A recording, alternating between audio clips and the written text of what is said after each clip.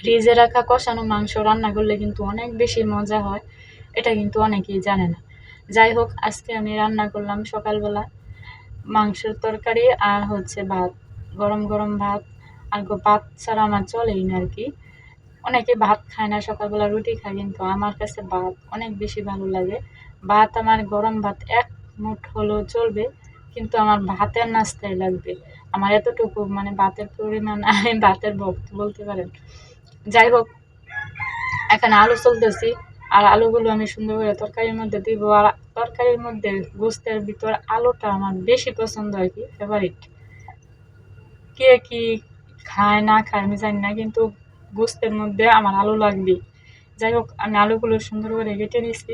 যাই হোক, সকালবেলা দেখি কি খেলার মধ্যে আর কি মানুষ এক একজন হাত ফিল করতেছে। আমি বুঝতে পারি না যে কি অবস্থা। শুধুমাত্র একটা খেলার জন্য মানুষ এরকম করে। ভাই, আমি দল টল করি না, আমি অনেক বেশি ভালো আছি, আমার এসব দলের দরকার নেই। যাই হোক, এখানে আমি মশলা আবার দিছি, মশলা দিয়ে কিন্তু কষানো ছিল, তারপর আমি মশলা দিছি।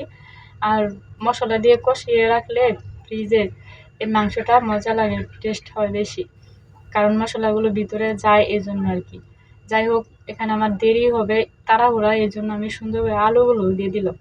যেহেতু কষানো, তাহলে আমার একটু কষালে মানে আলুর সাথে কষিয়ে নিলে কোনো কিছুই সমস্যা হবে না।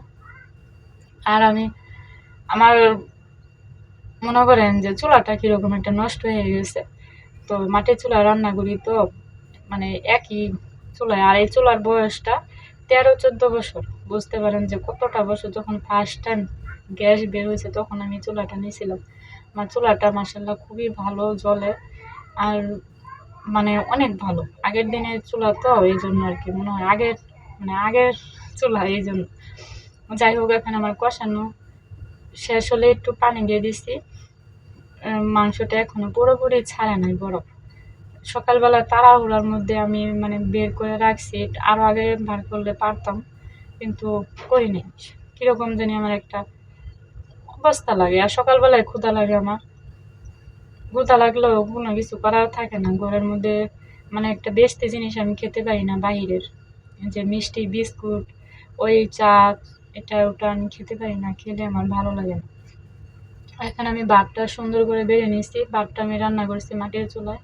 আর তাড়াহুড়ার জন্য আমি গ্যাসের মধ্যে তরকারিটা দিয়ে দিচ্ছি।